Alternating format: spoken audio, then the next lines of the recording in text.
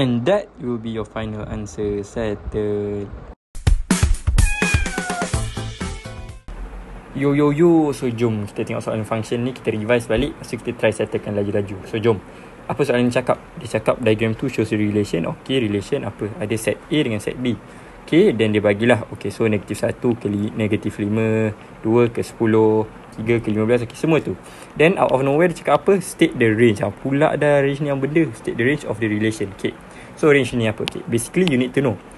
Nama senang dia ataupun in simple terms, range ni basically your image yang ada objek. Gitu.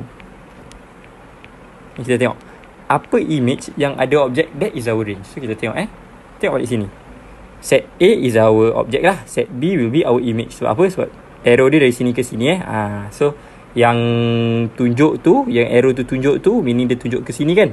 So meaning this will be our image. So tengok image kita negatif 5, 10, 15, 20, 25. Okay, tapi tengok which image yang ada objek.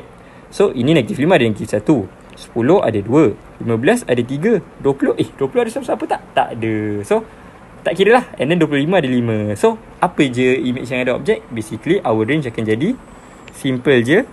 Range would be, so buat dalam bentuk macam ni, buat curly bracket, negatif 5, 10, 15 dengan 25.